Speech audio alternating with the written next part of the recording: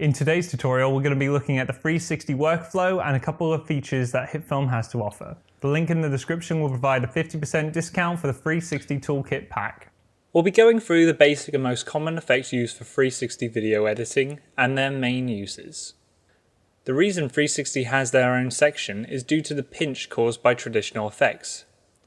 Applying a fractal, for example, will reveal the seam of our footage at the back, top and bottom, disrupting the immersion created within your scene. Let's dive into importing and reviewing our footage. Starting off in the traditional workspace, 360 starts off like any other clip. We'll right-click our footage from the Media tab and select Make Composite Shot. There is no need to change any of these settings at this time. HitFilm will automatically recognize its dimensions and resolution. Additionally, we'll be using effects to activate the 360 qualities. The first thing you'll notice is our footage is comprised of two spherical clips. For this tutorial, we use the Samsung Gear 360, which uses two 180-degree lenses. In this particular case, we'll first need to apply a fisheye converter. So if we go over to the effect window, open the 360 video tab and apply fisheye converter, it will now blend the two spheres into one 360 equirectangular image. For quick jobs, apply a 360 viewer to your footage to enter the center position of your camera. Open the Control tab and let's go through some of these features. Enabling fisheye field of view will switch between a lens collection. For VR or headset export, it's best to leave this on, whereas turning it off is helpful for adapting for traditional 2D conversion. Disabling the camera field of view will allow you to manually control the degrees the viewer can see. Naturally, the camera is set to 90 degrees. By increasing, we're able to see a wider area that begins to bring in what would be the background. Decreasing creates a tighter vision. But be careful with this version, as in headsets, minor motions will be quite jarring, possibly leading to motion sickness. Something I'd recommend is adjusting to 120 degrees. This is the degree of the human eye, so helps feel the most realistic. Just while we're going through the rest of the features, I'll tick camera field of view back on. Scale works like regular footage, though I would avoid using this. It can create pinches in the back seam. Same goes for scale ratio. Under transform, we're presented with three dials for the X, Y and Z axis. By adjusting these values, we can rotate the center focus. Our final drop-down contains the settings for motion blur, something to activate if you're animating the transform values. So that's the 360 viewer. Again, it's best used for the one-off clip or a speedy review. HitFilm, however, has a far easier method to review footage, and an entire workspace dedicated for it. Let's remove the 360 viewer effect. Now, by going to the top bar and selecting the workspace icon, we'll go over to the workspace presets and pick 360 video editing. Now with this loaded, we have both a 2D display of our panoramic and a 360 viewer of which we can use the hand tool to look around the scene as if wearing a headset. Now that we've removed the viewer effect, we'll need to apply a 360 video transform to take its place.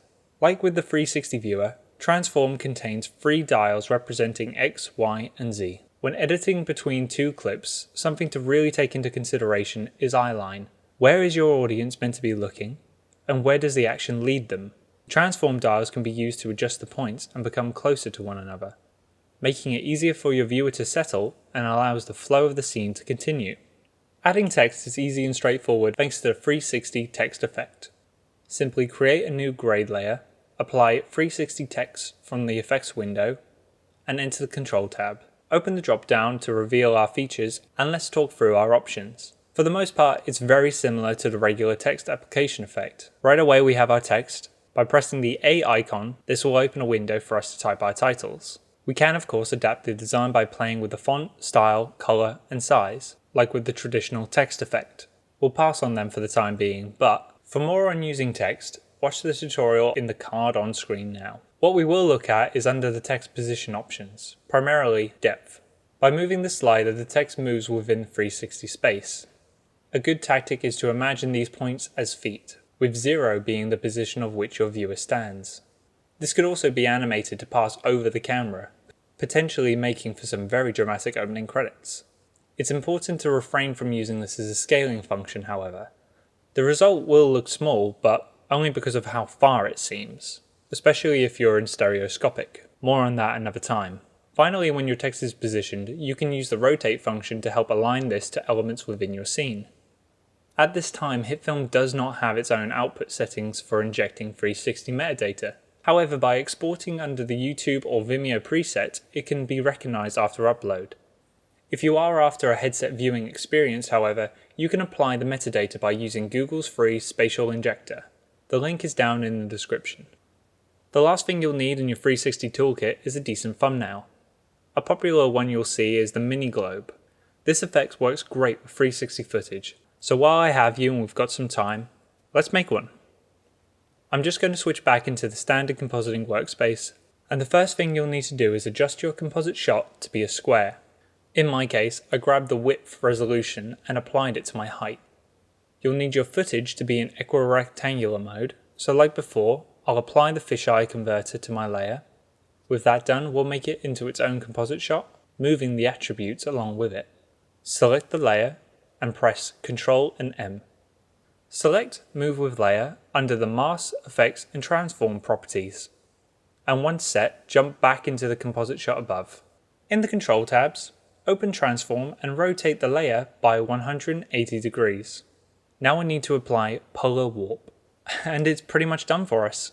All that's needed to change is an extension to the end radius to the maximum value to fill up your scene. Then, to exaggerate the depth, apply a spherical warp. Adjust the scale to remove the outer duplicates, and bring the amount to -100. Last thing to do is go into the transform properties and increase the scale so it fits the composite shot. If you'd like to keep the mini globe mini, we'll need to fill the surrounding gaps. We'll do this by generating a new plane layer, naming it Sky, setting it to the color that sits closest to the edge of our globe's atmosphere. Of course, we need to place this layer underneath our globe. Finally, set this back to the original aspect ratio. You can do this by dragging the thumbnail into the original composite shot, or reset the composite shot values in the media window. Thanks for watching. We'll be sure to go over 360 more in the future, but leave any questions in the comments below. To keep up to date, don't forget to subscribe and ring the bell for notifications.